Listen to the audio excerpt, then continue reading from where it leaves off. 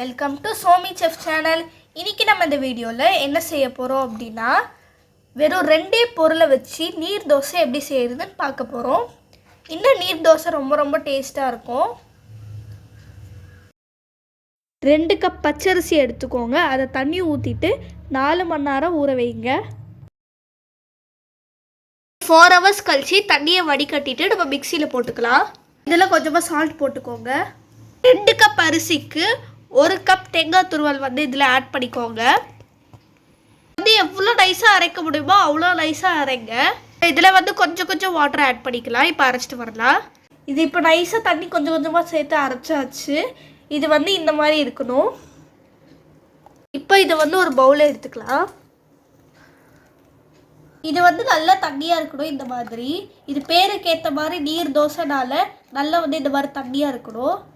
ஒரு கொட்டாங்குச்சி எடுத்துட்டு இதில் ஒரு ஓட்டை போட்டு வச்சுக்கோங்க. இந்த மாதிரி ஓட் பண்ணிட்டு ஒரு தோசை தவா வச்சுக்கோங்க. தவா நல்லா சூடாகணும். அப்போ தான் தோசை கரெக்டாக வரும். இப்போ இந்த தோசை தவா லைட்டாக தண்ணி இப்படி தெளிச்சுட்டு தொடச்சிக்கோங்க.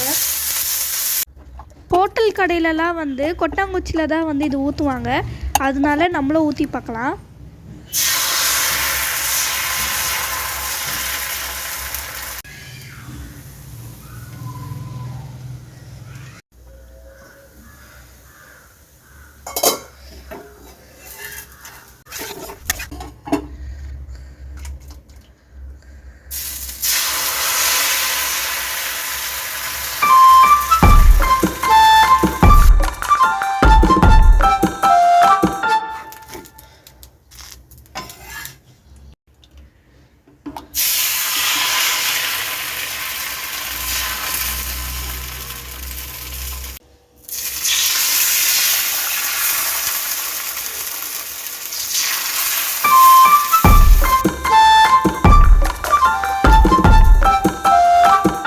நீர் தோசை ரெடி ஆயிடுச்சு.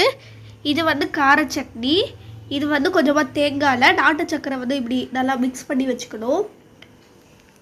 ரொம்ப ஈஸியாக செஞ்சு முடிச்சிட்டோம். 2 பொருளை வச்சு.